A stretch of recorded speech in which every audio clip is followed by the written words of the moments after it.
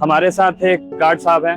गर्मी को लेकर कैसी आपको परेशानियां महसूस हो रही गर्मी है? जी यहाँ पे लाइट वाइट की सुविधा नहीं है, पंखे की सुविधा नहीं है, गर्मी तो बहुत ज्यादा है। यहाँ ना पंखा है सर, ना ही यहाँ पानी की व्यवस्था है, ना कुछ है। यहाँ प्यासे मरते हैं। यहाँ पे गार्ड लोग ऐसे बैठे रहते हैं। यहाँ पे सफाई वाले भी ना पानी के बैठे रहते हैं। यहाँ ये जो महाप्रलय आ चुकी है वो सबसे अधिक हमारे ऊपर ही टूटनी है। हालांकि उसके जो जिम्मेदार लोग हैं वो हम नहीं हैं। गजब नाइंसाफी है। एलोन मस्क के जो 2 जेट हैं वो एक साल में जितना कार्बन उत्सर्जित कर देते हैं उतना औसत भारतीय 2700 सालों में भी नहीं कर पाएगा।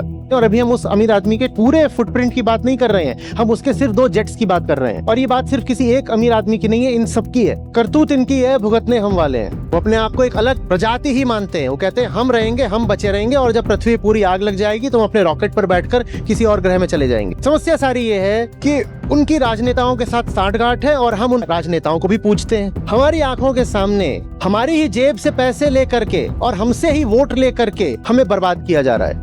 हम जैसे रहे हैं अतीत में, जो भी हमारी व्यवस्था रही है, पारिवारिक व्यवस्था, राजनीतिक व्यवस्था, धार्मिक, सांस्कृतिक व्यवस्था, आर्थिक व्यवस्था, वो सब गलत रही हैं। और चूंकि वो सबकी सब गलत रही हैं तो उन्होंने हमें ला करके इस बर्बादी पर खड़ा कर दिया है। और हमें मानना पड़ेगा, आज हमारा जितना अतीत रहा है हमें उसका पुनर्मूल्यांकन करना पड़ेगा।